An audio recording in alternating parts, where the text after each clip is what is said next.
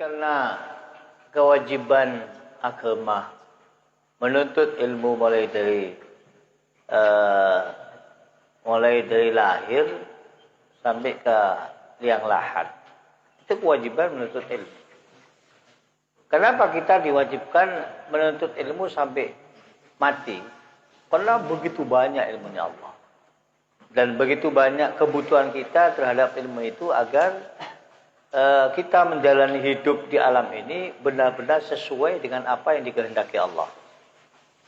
Karena Allah itu sudah jelas menjelaskan dalam Quran, wa ma khalaqtul jinna wal insa illa liya'budun. Ini tujuan pokok. Kata Allah, aku tidak menciptakan jin dan manusia kecuali semata-mata agar mengabdi. Nah, pengabdian kepada Allah kalau tidak tahu ilmunya, maka bisa-bisa hanya bertahan di syariat, tidak tembus hakikat. Ibarat pohon tidak berbuah. Apa yang dimaksud bertahan di syariat? Contoh satu, sholat. Sholat hanya zahirnya yang sholat. Batinnya tidak nyambung kepada Allah. Ini namanya syariat. Tidak sampai hakikat. Tapi bagi orang yang menjalankan kewajiban berupa sholat. Sholat wajib. Wajib itu adalah syariat. Hukum syariat. Nah, orang yang sholat berarti thariqah. Dan ketika sholat, ternyata tidak hanya lahirnya saja yang sholat, batinnya juga nyambung, ini sudah hakikat. Satu sholat sudah thariqat, sudah syariat, thariqat hakikat.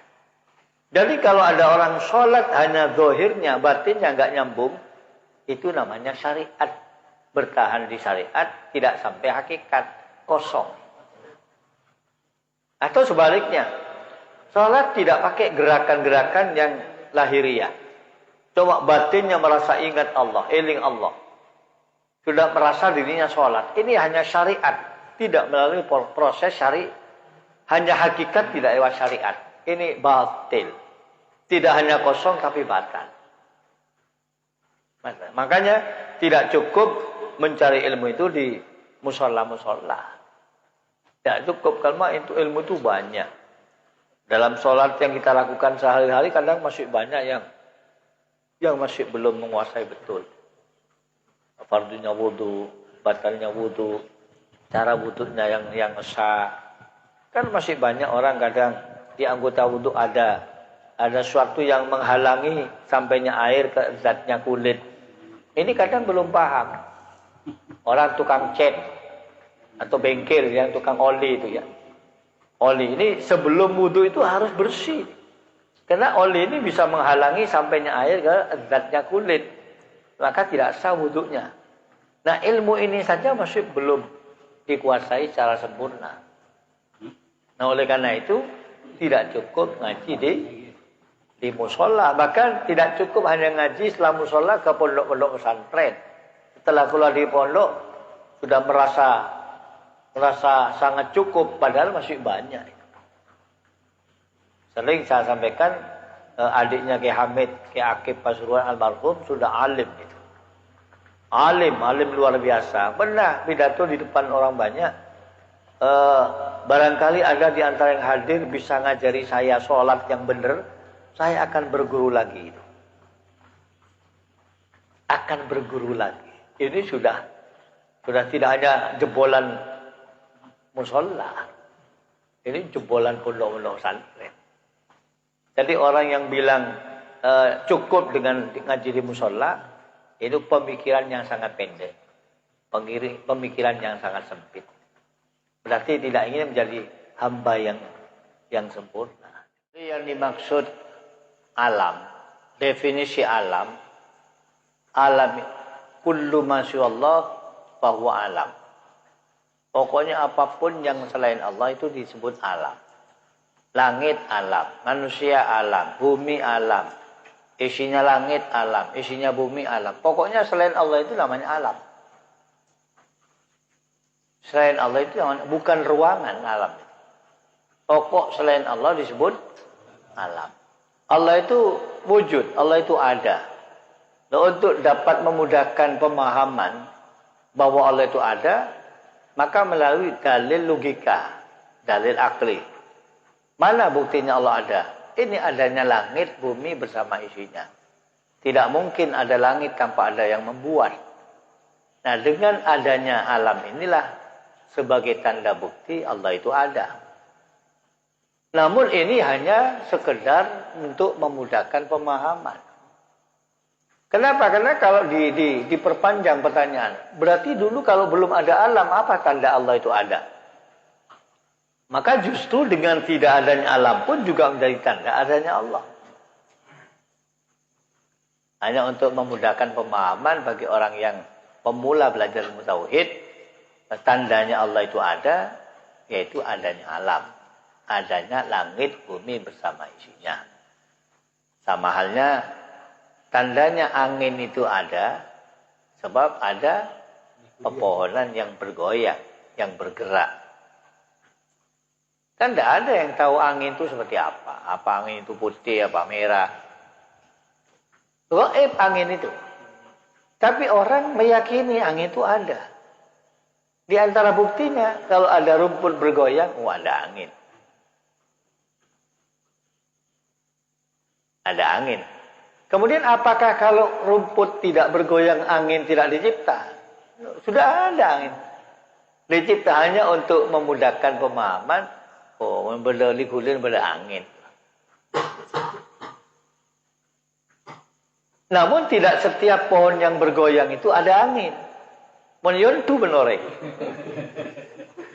Yontu. Ini secara logika. Untuk dapat memudahkan pemahaman. Sekali lagi, yang dinamakan alam itu adalah kullu ma siwallah. Setiap yang selain Allah itu disebut alam. Kemudian ayat yang dimaksud wa huwa ma'akum aina ma kuntum. Barusan di kitab sudah dijelaskan Allah bersama kalian. Atau bahasa Quran yang lain, innallaha ma'as sabirin. Allah bersama orang yang sabar. Yang dimaksud bersama ini bukan secara indrawi.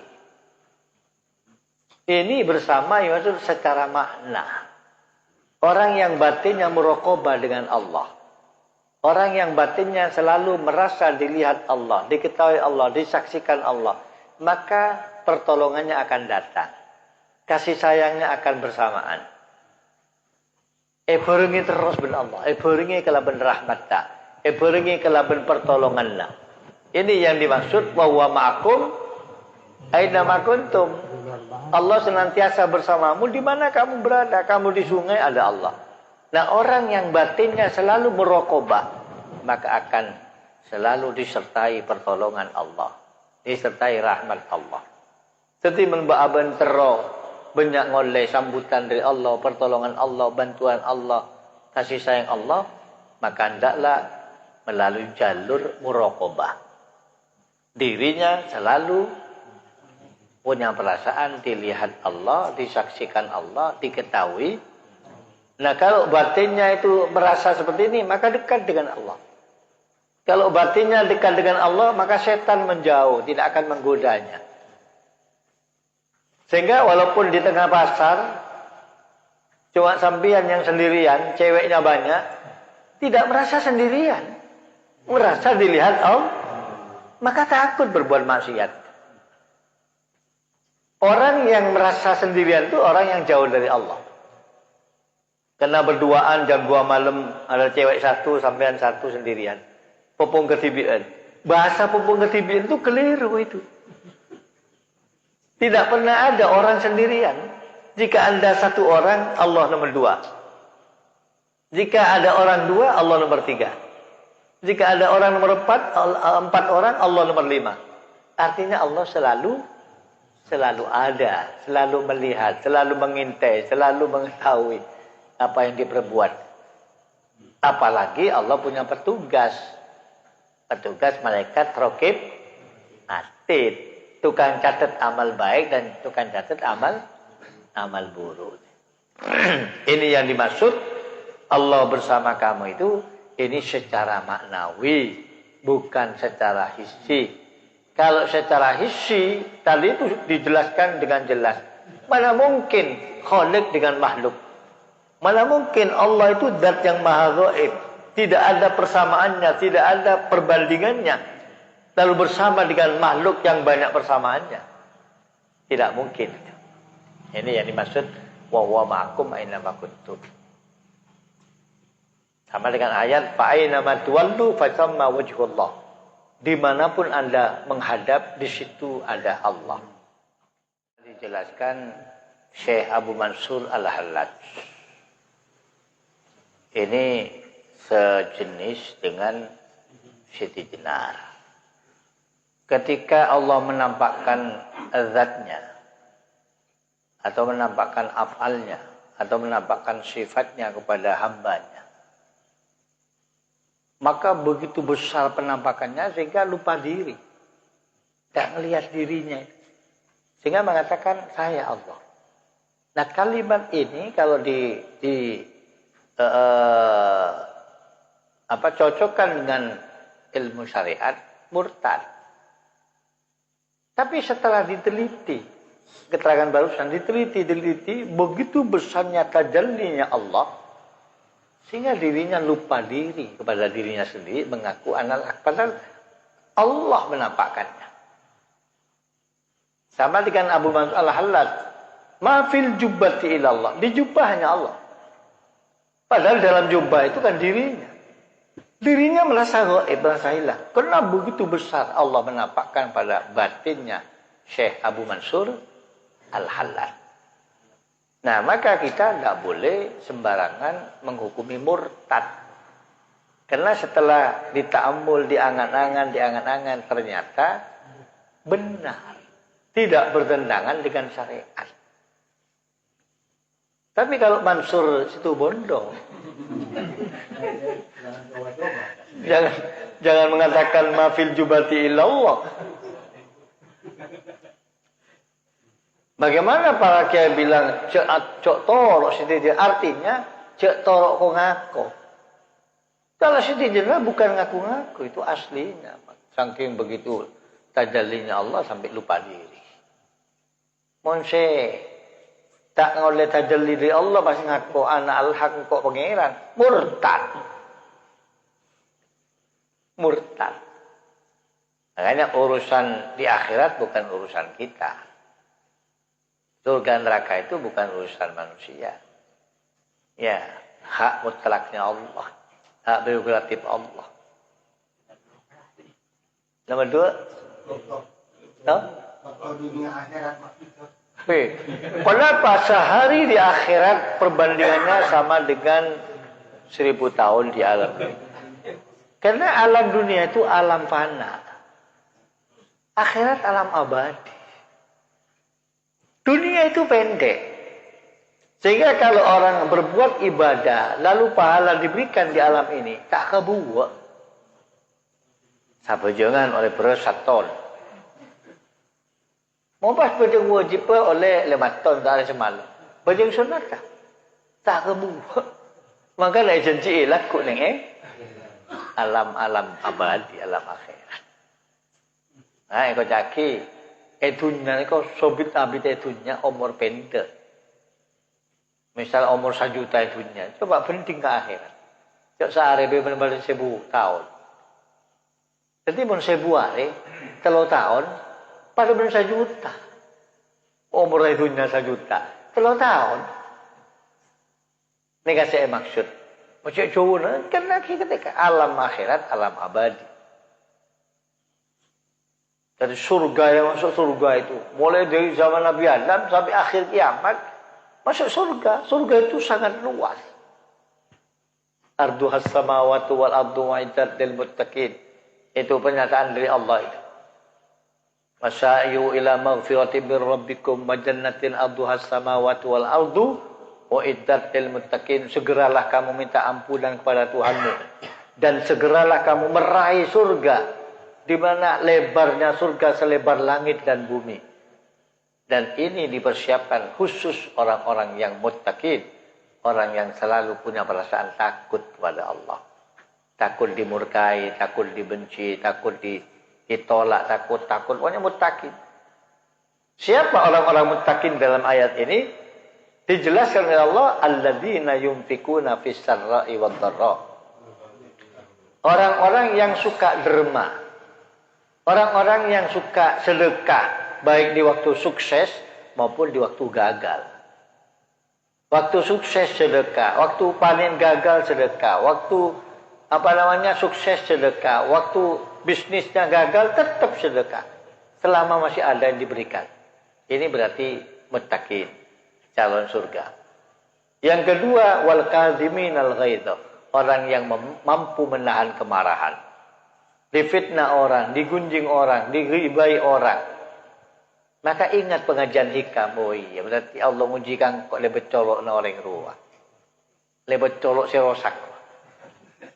Gelur. Kan orang itu fitnah kan rosak. Jadi hakikatnya Allah menguji ke kita. Kalau kita sabar, lulus, ya berarti masuk ke ayat ini. Wal kadhiminal ghaidh, orang yang mampu menahan kemarahan. Andaikan dirinya mokol hurwa, kelar gelu. Cok saya fitnah kene. Secara zahir, saya fitnah raja. Tapi kenapa tengah akhirat? Tidaklah. Leki orang tukang fitnah, kenjuran orang ngalegang kok jalan kaji Nabi. Nah, jadi sobung, emosi, sobung. Nah, ini mudah diucapkan, setelah diamalkan sangat berat. Ciri yang ketiga, wal afina 'anil nas, orang yang suka memaafkan kesalahan orang lain. Minta maaf itu berat. Lebih berat memaafkan. Asapora aka orang bener. Apa boleh saya seporanya lebih ngode. Mencerdik keponakan, tapi mencerdik enjang kolak. Baca aja menggunakan naik kalah. Pas oleh hidayah teratur betul. Dan dengan kudu minta maaf ke sendi ajam. Masa asapora aka keponakan. Tapi orang calon surga, tancong. Nah balik, bukan jom selarang, kok saya ngalak jom. Tuan ni, boyong ko arwah le dan di beras jual bengkok. Ancan para kiai suruh minta sepora, engko minta sepora jom. Kilek sepora. King memberi ke lu saya. Wal afina 'anil nas. Jadi alladzina yunfikuna fis sarra wad dharra wal kadhiminal ghaidha wal afina 'anil wallahu yuhibbul muhsinin. Ciri yang keempat, orang yang selalu senang berbuat kebaikan. Nomor seterusnya. Nah, Kanjeng Nabi bersabda, Al-Hajarul Aswad yaminullah fi ardi. Hajar Aswad itu ibarat tangan kanannya Allah di muka bumi. Berarti orang mencium Hajar Aswad, ini berarti sama dengan nyabis dekat Allah, berjabatan dengan Allah. Momek beda bahasa tangan. Ning Quran beda, yadullah fawqa aydihim. Tangan Allah di atas tangannya makhluk. Juga di Quran ada Allah negur kepada iblis, lima malakta antas juda lima khalaqtu biyadayya. Iblis, kenapa engkau tidak mau suruh sujud kepada makhluk yang aku ciptakan dengan dua tanganku? Allah punya dua tangan. Nah, ini namanya ayat-ayat mutasyabihat. Jangan diartikan secara harfiahnya. Termasuk Ar-Rahmanu 'alal arsy istawa. Allah duduk di atas arsy. Berarti Allah itu bertempat. Padahal dalam ilmu akidah Allah itu punya sifat qiyamuhu. Allah berdiri dengan zatnya sendiri, tidak butuh tempat, tidak butuh yang menentukan. Bagaimana peristiwa yang ayat Ar-Rahman ini ayat mutasyabihat. Jadi kita meyakini Allah punya tangan, tapi jangan sampai beranggapan tangan Allah sama dengan tangan kita. Karena tangan kita mulai kita lahir tahunya tangan 5 jari. Tahunnya mulai sejak lahir. Mungkin kalau misalkan Allah kasih tangan 7, mulai lahir semua orang tangannya 7, ya yakin 7. Atau lahir semua tangannya makhluk tuh jarinya cuma 3, ya yakin 3. Karena ikut kebiasaan yang ia alami mulai sejak lahir. Artinya kita yakin Allah punya tangan. Kita yakin Allah punya mata. Itu dalam ayat fasbir fa innaka bi'ayunina. Muhammad sabarlah. Sabarlah menghadap apapun. Karena kamu ada di mata saya, di pandangan saya. Allah punya mata. Yakin Allah punya mata, tapi jangan beranggapan mata seperti kita. Innallaha sami'un basir. Allah punya telinga mendengar. Tapi jangan beranggapan telinganya sama dengan kita. Jadi banyak nih kan mereka. Makanya menurut mazhab Imam Syafi'i, nyium hajar aswad waktu nak tawaf ini sunnat. Dengan catatan tidak membahayakan diri sendiri dan orang lain. Mungkin aku nyengkol orang haram. Saya lakukan yang belum sunat, tapi jengkol orang. Nah, saya jengkol yang begini. Orang tak pakai gelar.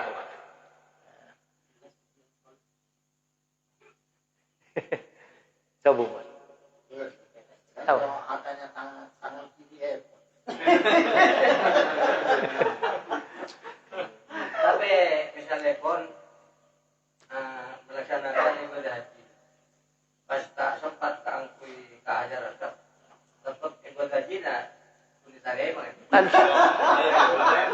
Kan sunat lah. Sunat mereka mun elakone oleh kenceren, mun tak elakone tak dosa. Makanya palinge jalan keluar. Oh ning Kanjeng Nabi. Mun tak bisa nyium langsung, cukup ada. Istilam ada. Bismillah Allahu Akbar. Jadi ngangkep nih kan nyium hajar aswad. Jadi nyium pada pantan, angkep perasaannya nyium hajar aswad. Kadang agak hajar aswad ya. Engki. Kau tuh hajar aswad. Jauh. Jadi dari Cina keluar. Mana sebagian sahabat tepan kena tongkat. Makan tongkat tepan. Pada ada nih. Siom no kena. Mungkin kan banyak orang yang tahu sabi ini. Cukup dari internet. Tadi nyoba lebat video call. Canggih bagian. Kan Sayyidina Umar, ya Hajar, laula anni, ya Hajar, innaka la tanfa wa la tadur. Laula anni ra'aitu Rasulullah qabbalaki ma qabbaltuki. Hai batu Hajar Aswad, kamu tidak bermanfaat. Kamu tidak memberi bahaya. Andaikan aku tidak melihat Rasul mencium kamu, aku pun tidak akan mencium. Jadi menciumnya Sayyidina Umar itu karena mengikuti langkah Rasulullah, ittiba kepada Rasulullah. Moga-moga bisa lepak nyium. Kemawar di berjamaah setuju. Nyium napa ke? Padahal tak beli buntok buru.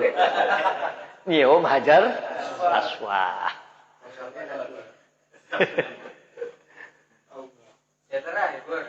Kenapa? Benar. Sepeda STN. Oh, sepeda STN. Kedua benar nek Sulan Taufik.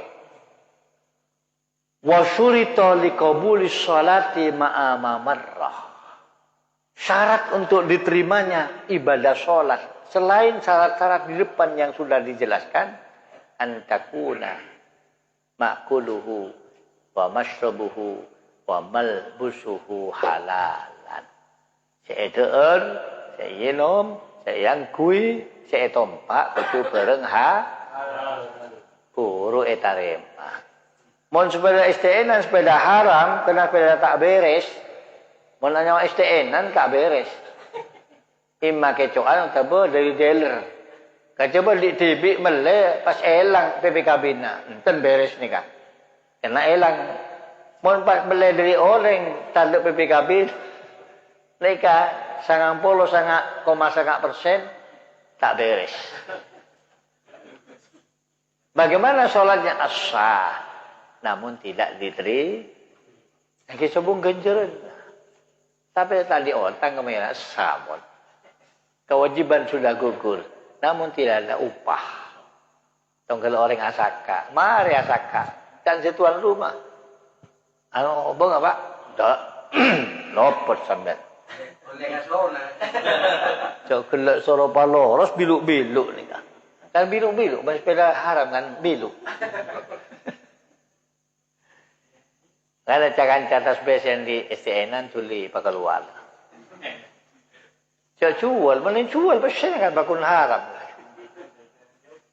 Tuli pakai luar nyon ke pangeran nyon se.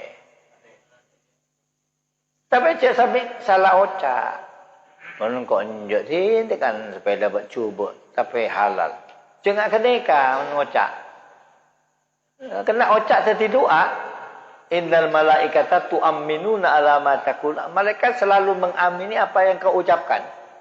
Kan banyak orang senyaman. Banyak pada STN engki. Oh, tenang gula. Gula mantel tekan Malaysia anyar tembang STN. Kan nyaman si anyar. Kau lah dia tekan bercuba tapi beres. Keliru itu doa.